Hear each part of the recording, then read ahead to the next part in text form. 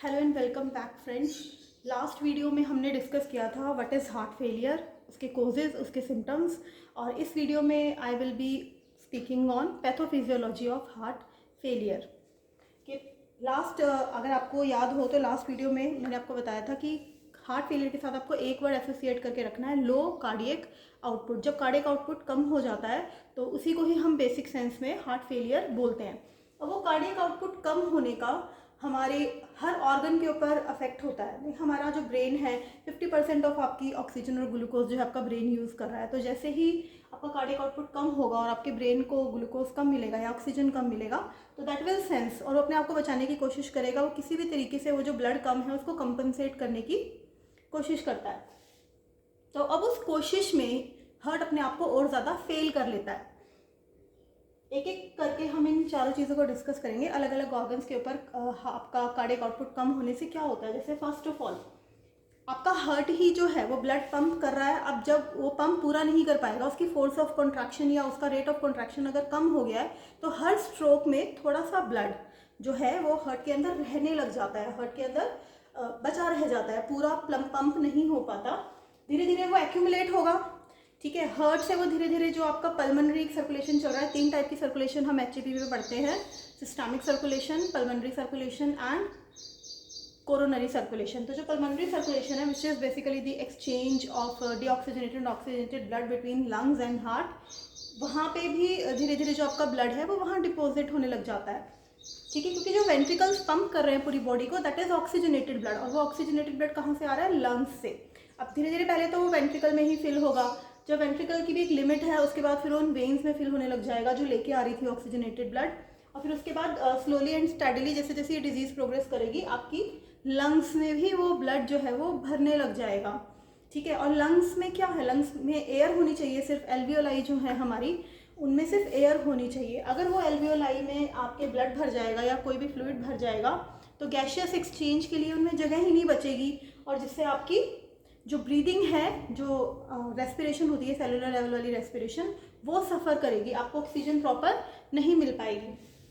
Okay, तो ventricles पूरा blood कम pump नहीं कर पाए, दैट लेड टू डिस्पनिया, सांस लेने में तकलीफ होना। ज़रा सी भी एक्टिविटी करते ही आपकी सांस फूलेगी क्योंकि आपकी एल्वियोलाई में जगह ही नहीं है इतनी कि वो प्रॉपर ऑक्सीजन जो है वो ब्रीद इन कर सके। वहाँ पे एडीमा हो गया है, पल्मोनरी एडीमा हो गया है। ओके, देन सेकेंड अफेक्ट जो आपके लो कार्डियक आउटपुट का बहुत ज़्यादा आता है वो आता है हमारी स्केलेटल मसल्स के ऊपर। आप कोई भी एक्टिविटी जब आप कर रहे हैं, नाउ आई एम स्टैंडिंग और I am moving my hand, you are doing anything, हर एक्टिविटी के अंदर स्केलेटल मसल्स इन्वॉल्व होती हैं, है ना। तो अब हर ऑर्गन को ही जब कार्डियक आउटपुट ही कम हो गया है तो each and every organ is receiving less amount of oxygen and less amount of nutrition. और जब स्केलेटल मसल्स को कम ऑक्सीजन या कम न्यूट्रिशन मिलता है तो क्या होगा, फटीग, आप थका हुआ महसूस करेंगे क्योंकि आप इतनी फिजिकल एक्टिविटी कर रहे हो तो उन मसल्स को वापस से रिफ्रेश होने के लिए उनको कॉन्टीन्यूस सप्लाई ऑफ ऑक्सीजन और न्यूट्रिशन चाहिए, जो कि लेस कार्डियक आउटपुट की वजह से उनको नहीं मिल पा रही है, तो आपको फटीग होगा, आपकी स्केलेटल मसल्स प्रॉपरली काम नहीं कर पाएंगे। Okay, then the third factor is reflex tachycardia. Reflex tachycardia क्यों बोल रहे हैं इसको, what is first of all what is tachycardia. Tachycardia heart beat का हार्ट रेट का बढ़ जाना। ओके, रिफ्लेक्स टेकिकार्डिया से यहाँ हमारा मतलब है कि आपके ब्रेन ने सेंस किया कि कार्डियक आउटपुट कम है। ओके, अब वो क्या करता है, हर ऑर्गन को कम मिल रहा है, वो बेसिकली परेशान हो गए हैं, तो वो चाहते हैं कि किसी भी तरीके से हमें जो ऑक्सीजन की कमी हो रही है वो पूरी हो जाए। ठीक है, वापस से हमको उतना ही ऑक्सीजन और ग्लूकोज मिले।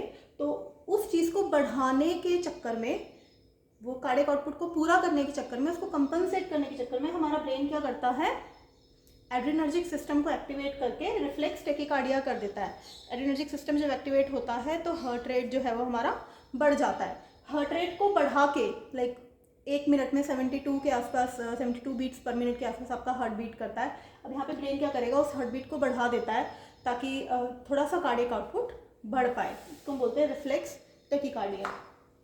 जो नेक्स्ट इफेक्ट है वो कहाँ है, आपकी जो किडनीज हैं, the most important organ for cleansing our body, है ना, वहाँ पे भी ब्लड कम जाता है। जब किडनीज़ को ब्लड कम मिलता है, किडनीज आर वेरी सेंसिटिव, जैसे ही उनको ये सेंस होता है कि ब्लड फ्लो कम हो गया है, वो क्या करते हैं, रेनिन रिलीज़ कर देते हैं। और रेनिन रिलीज़ करने से एक बहुत इंपॉर्टेंट सिस्टम हमारी बॉडी का एक्टिवेट हो जाता है, रास system, renin angiotensin aldosterone system, जिसको हमने पिछली बार भी डिस्कस किया था, and which is very important for cardiovascular drugs. ये आपको पता ही होना चाहिए।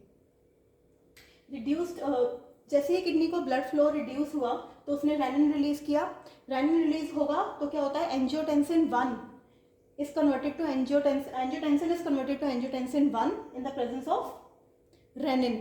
Okay, then this angiotensin 1 is converted to angiotensin 2 with the help of an enzyme, angiotensin converting enzyme. Okay, अब ये जो angiotensin 2 बना है और एल्डोस्टेरोन भी बनता है, ये सब क्या करते हैं, basically what they do is this angiotensin 2 ये वेसो कॉन्स्ट्रिक्शन करता है, ये आपकी ब्लड वेसल्स को कॉन्ट्रैक्ट कर देता है। और जब आपकी ब्लड वेसल्स कॉन्ट्रैक्ट होती हैं तो क्या होगा, आफ्टर लोड विल इंक्रीज, क्योंकि आर्टरीज आपकी जो कॉन्ट्रैक्ट हो गई, जब आपको वेसो कॉन्स्ट्रिक्शन हो गई तो हार्ट के पास पूरा ब्लड जितना जा रहा था वो पहुंच भी नहीं पाएगा, और जितना ब्लड निकलना चाहिए था उतना निकल भी नहीं पाएगा, आर्टरीज कॉन्ट्रैक्ट हो गई हैं। तो इन दैट केस हार्ट के ऊपर आफ्टर लोड बढ़ जाता है, ज़्यादा प्रेशर से ब्लड जा रहा है, ठीक है, जिसकी वजह से हार्ट फेलियर और ज़्यादा एग्रेवेट हो जाता है। वही मैंने आपको स्टार्टिंग में बताया था, this is a vicious cycle, जो हमारी बॉडी कर तो रही है हार्ट को हार्ट फेलियर से बचाने के लिए, बट वो और ज़्यादा खुद को फेल कर रही है, ठीक है।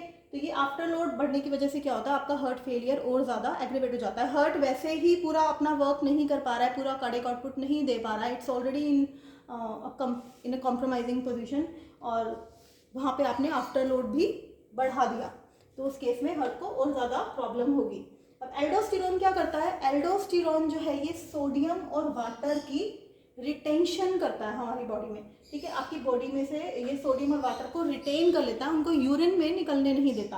और जब ये यूरिन में नहीं निकल पाते तो क्या होगा, ब्लड वॉल्यूम बढ़ जाएगा, ठीक है, ब्लड वॉल्यूम बढ़ेगा तो हार्ट के ऊपर भी लोड बढ़ेगा, और साथ में सोडियम और वाटर की रिटेंशन होगी तो आपको एडीमा हो जाएगा, ठीक है, there will be fluid retention in your body, जिसको हम एडीमा बोलते हैं। तो एडीमा होगा और ब्लड वॉल्यूम बढ़ेगा, ब्लड वॉल्यूम बढ़ेगा तो वो और ज़्यादा आपके हार्ट के ऊपर लोड बढ़ाएगा, जिसकी वजह से और ज़्यादा हार्ट फेलियर होगा। ओके, तो अभी इसी वीडियो में मैं ब्रीफ में आपको 2-4 क्लासेस ऑफ ड्रग्स भी बता देती हूँ, जो हम अभी नेक्स्ट वीडियो में वैसे डिटेल में डिस्कस करेंगे, बट अभी क्योंकि ये है तो आई कैन टेल कि कौन सी ड्रग्स कहाँ पे काम करती हैं। जैसे सबसे इंपॉर्टेंट क्लास ऑफ ड्रग्स जो हार्ट फेलियर में यूज़ होती थी 1970s में, बट अब due to the safety reasons, क्योंकि वो सेफ़ नहीं है आपके ग्लिसराइल ट्राइनाइट्रेट, तो उनको अब हम ज़्यादा यूज़ नहीं करते हैं। ओके, तो उनको इस लेवल पे जो मैंने 1 लिखा हुआ है यहाँ पे, इस लेवल पे वो ग्लिसराइल ट्राइनाइट्रेट दी जाती हैं। वो क्या करती हैं, दे आर बेसिकली वो फोर्स ऑफ कॉन्ट्रैक्शन को बढ़ाती है, दे आर पॉजिटिव आयनोट्रोपिक ड्रग्स।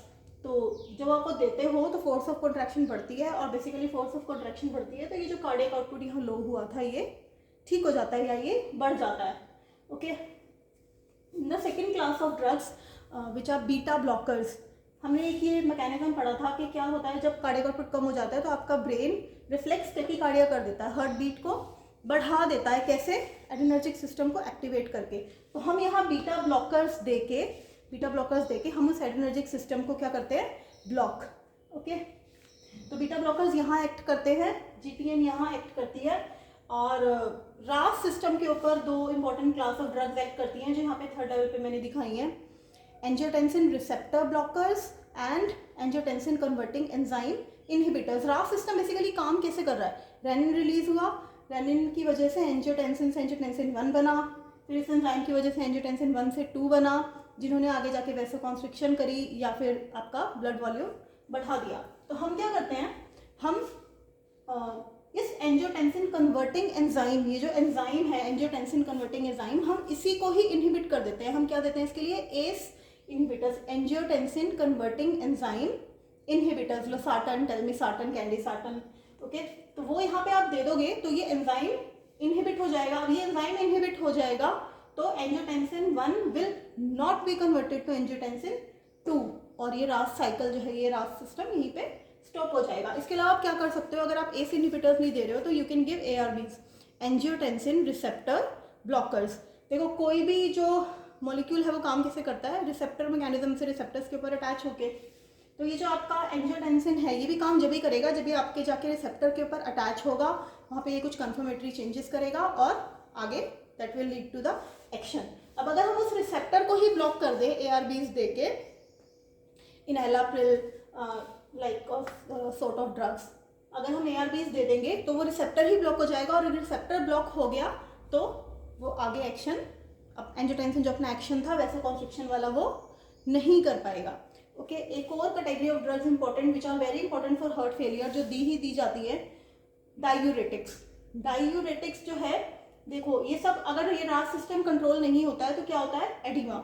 इस एडिमा को हम कैसे कम कर सकते हैं, बाय गिविंग डायूरेटिक्स। आप हाई सीलिंग डायूरेटिक्स या थायराइड डायूरेटिक्स दोगे, जिसकी वजह से जो एक्स्ट्रा फ्लूइड था, जो वॉल्यूम का लोड बढ़ गया था हार्ट के ऊपर, ये जो आपकी बॉडी में एडिमा हो गया था, दैट विल बी रिलीव्ड।